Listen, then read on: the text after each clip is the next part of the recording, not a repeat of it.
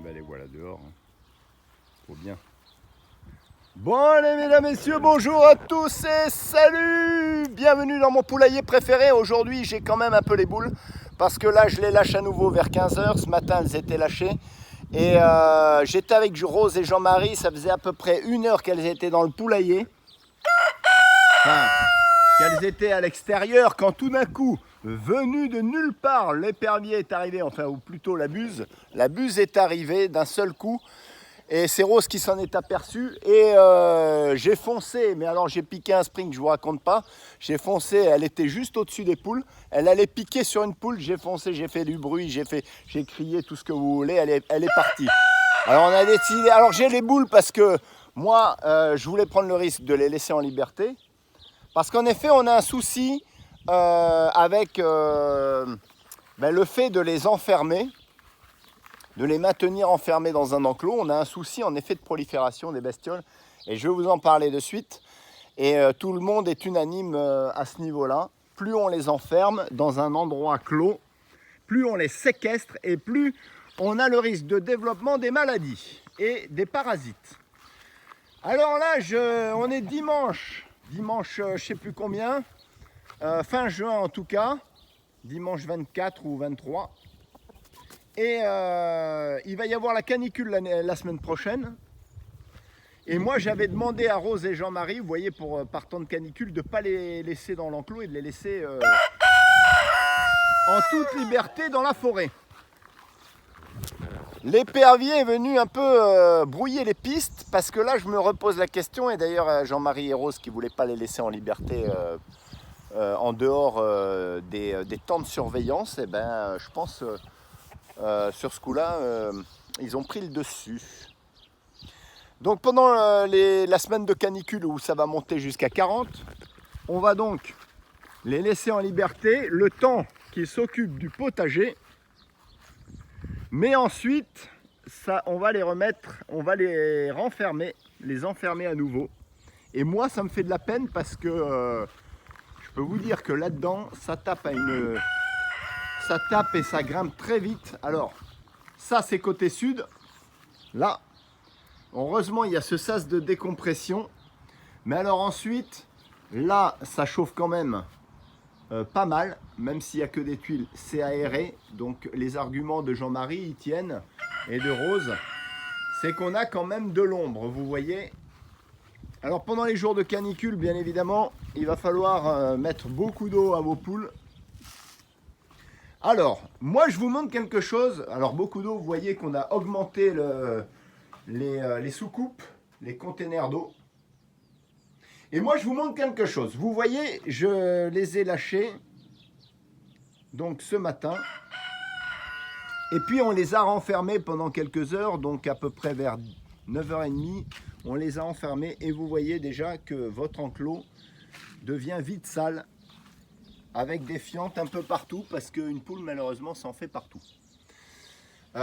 Qui dit fiente partout, dit risque de prolifération des parasites, et notamment, le problème, ce sont les mouches.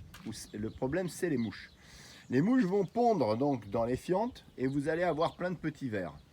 Apparemment, moi je ne suis pas super fort là-dessus, mais apparemment, il y a un risque de contamination des vers de mouche par absorption chez la poule.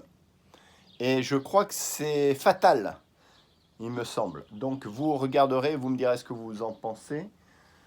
La prolifération est également des poules. Je voulais vous montrer quelque chose par rapport aux vidéos que j'avais vues de ceux qui ont des poules. Je voulais vous montrer quand même une chose qui est super importante parce que j'ai vu qu'il y en avait beaucoup qui tapissaient pour l'isolation de leur poulailler, les petits poulaillers, vous savez, très confinés. J'ai vu qu'il y en avait qui mettaient du plastique, qui mettaient pas mal de choses pour isoler du chaud, pour nettoyer dessous. Ou par exemple sous des planches, mettre du plastique ou par-dessus, bon bref.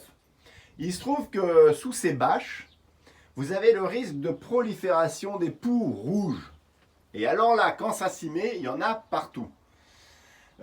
J'ai vu des internautes qui, pour s'en dépêtrer de ces poux, eh ben, utilisez les grands moyens, c'est-à-dire le chalumeau, utiliser ensuite le sanitaire peint, le pyrètre, etc. Donc, ils passent la journée à tout désinfecter pour un tout petit poulailler qui comporte quelques poules. Donc, vous imaginez même pas, moi, si je devais avoir ce genre d'isolation ou de bâche en plastique. Et je vais vous montrer ici ce poulailler. Je vous l'ai déjà montré, mais je voulais quand même insister. Je vous l'ai déjà montré dans son intégralité. Tout est en bois, rien n'est recouvert. Vous voyez, les tuiles, aucune isolation à ce niveau-là. Aucune bâche de quoi que ce soit. Aucune isolation à laine de roche ou qui pourrait abriter des parasites. Donc, il n'y a que des planches. Alors, vous me direz entre les planches, les poutres, etc. Et puis, il y a ce pondoir ici. Donc, le pondoir, en fait, vous voyez que mon poulailler, il est en fait imprégné de terre de diatomée et de cendres. Donc, à ce niveau-là, il est tellement imprégné que, alors, même tous les ustensiles et tout le matériel et tout le reste, le pondoir, tout est imprégné. Donc, ce qui permet en effet de ne pas créer de développement des parasites, et notamment des peaux rouges. Donc, ici, je veux vous montrer quelque chose qui est très intéressant, à part les œufs, bien sûr. C'est que vous avez des fientes qui tombent parce que la poule, quand elle pond, elle fait, ou quand elle couve, elle fait des fientes. Et moi, d'emblée, j'ai décidé de faire de la prévention. Et la prévention, encore une fois, avec la terre de diatomée. Ça veut dire que toutes ces fientes qui arrivent, normalement, vous devriez avoir une prolifération de poux impressionnante derrière. Mais là, regardez la quantité, la couche de terre de diatomée et de cendre aussi, parce que j'en ai mis aussi un petit peu, mais plus de terre de diatomée, qui a complètement, et je peux les prendre à la main, complètement desséché les cendres. Dans ces cendres-là, est-ce qu'il fait la mise au point? Voilà, dans ces cendres-là, on pourrait trouver des parasites. On pourrait trouver plein de choses. Ben non, là, c'est complètement aseptisé. Donc, vous voyez, je pense que la prévention est capitale. Vous avez beau nettoyer, vous avez vu que certains des internautes qui ont des poules sont pris un moment de cours. Et là, regardez la quantité et l'épaisseur. Regardez la quantité et l'épaisseur avec la paille de fientes. Et je touche à la main parce que tout est desséché. Regardez la quantité, regardez tout ça, regardez toutes ces fientes. Donc je les nettoierai un jour, forcément. Ça ne va pas être aujourd'hui parce que je vais rentrer. Mais regardez, voilà, je l'ai complètement desséché. Regardez la terre de diatomée en lit. Le pote qui m'appelle. Voilà. Moi, je voulais vous montrer quand même ce genre de choses. Parce que c'est d'une importance capitale que vous puissiez utiliser les bons produits de manière préventive et non pas curative. Alors, il y a une poule là qui va sûrement vouloir pondre. Donc, je ne vais pas la déranger. Je vais aller doucement. Voilà. Alors, là, je vais faire un petit casier pour les bains des poules. Alors, il y a le coq qui répond, elle veut aller pondre. On va la laisser aller pondre. Donc, voilà, cette vidéo, je voulais vous la faire parce que plus on enferme des animaux, et plus on risque de voir des fientes. Et avec les fientes, on doit nettoyer encore plus souvent. Et forcément, on risque la prolifération des parasites. Alors on peut les enfermer comme je fais, puisque ça fait des années maintenant qu'on les enferme à cause des prédateurs.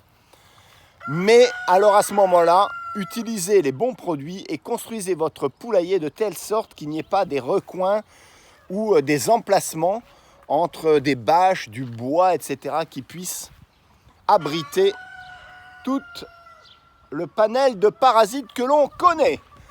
Alors, Je suis désolé, mais c'est vrai que je voulais faire beaucoup plus de vidéos. Je les ferai pendant mes vacances, notamment avec mes chiens. Et puis notamment en prenant toutes les poules pour les contrôler. Et puis d'ailleurs, on va contrôler aussi T-Rex. Mais malheureusement, j'ai pas eu le temps parce que j'avais beaucoup de boulot ce week-end. Alors je vous dis à la semaine prochaine, parce que la semaine prochaine, je serai en vacances. Et donc à ce moment-là, je pourrai vous faire plein de vidéos. Je sais qu'il y en a beaucoup qui attendent.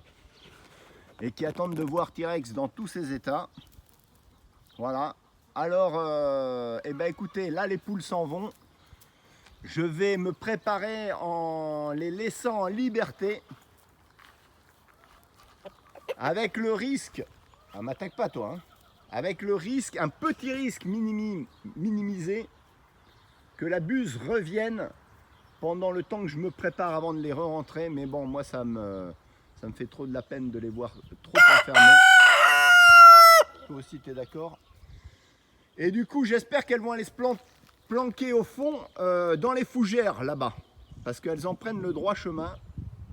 Alors on constate encore que le problème d'un seul coq pour 12 poules, ça vous me l'avez